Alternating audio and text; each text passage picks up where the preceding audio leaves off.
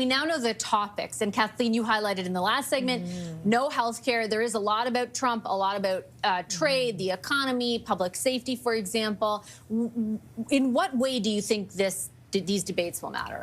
Well, there's been a lot of criticism in past debates around the format, you know, who anchors, how the topics are brought up. And I am already pre-debate complaining about these topics. Nobody can. I mean, when you have the top 3 issues amongst Canadians, one of them being healthcare, and it's not even represented on either the French night or the English night, yeah, I take umbrage with that. I mean, I've been in the hospital with my kid with a merge in the last month, my aunt in the last 2 months. Isn't that provincial? We all know, but the health transfers, the funding, there's so much connected. And certainly healthcare on our First Nations, on our reserves, is all done by the federal government. So the fact that there's not leadership there is really disappointing. But listen, for any debate, what you're looking for is it going to change the direction of the polls? And I'm not convinced it will. Sometimes debate do. I recall sitting with you here in June of last year when we watched the U.S. presidential debate, and we all were like, little thing, well, yeah. you know, and it changed the direction of everything. And even though people were, as I said at the time to you, people were like hate watching the debate through their eyes because they didn't want either Trump or Biden to win. I think that I wonder if this will. I don't actually predict. If I was asked to predict, I don't actually predict that this will actually change the debate too much. Often it's actually the lesser parties, so potentially New Democrats, Bloc, or Green, that actually make the most difference in debates because it's the first time they get actually the same amount of attention that the other 2 leaders have been getting. Laura, your thoughts on that?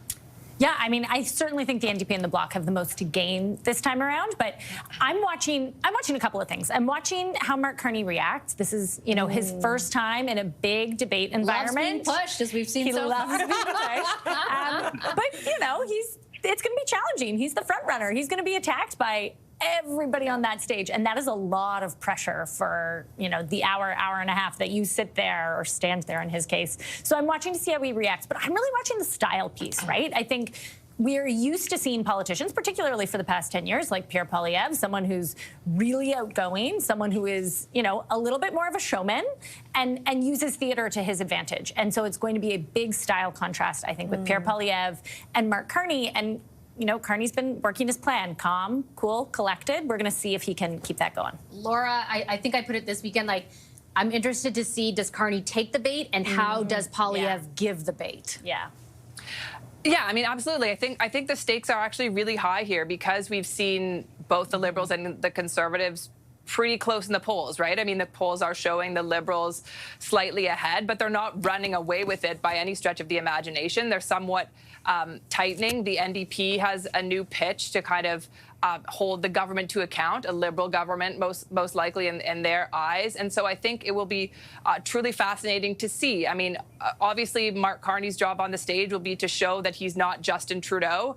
Pierre Poilievre's will be to show that he's not Donald Trump. They're going to want to land some punches against one another. I think Carney will probably be on the defensive on his personal situation, his taxes, his assets. We know that that's, you know, where the Conservatives have been heading with a lot of their attacks throughout the campaign. So does that rile him up? Does he get upset? And how does he turn the tables back on Poilievre? So I'm hoping that a lot of Canadians do tune in, that, you know, it's a well-watched, a well-attended debate. And I think the consequences are quite strong for whoever comes out on top of both the English and French debates. Last word to you, Shakir. Yeah, I'm looking at the framing right now, and I think the framing is creating a lot of high expectations for Pierre.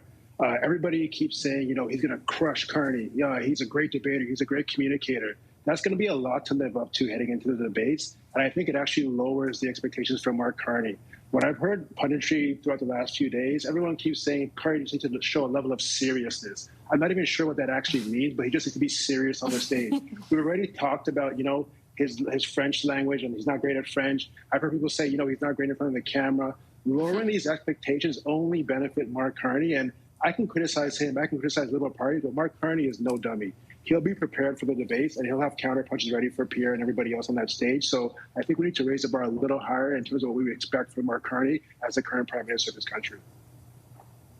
That's a valid point. Yeah, expectation setting will be key heading into those debates. Thanks, everyone. I appreciate the discussion tonight. Our front bench, Laura D'Angelo, Shakir Chambers, Laura Stone, and Kathleen Monk.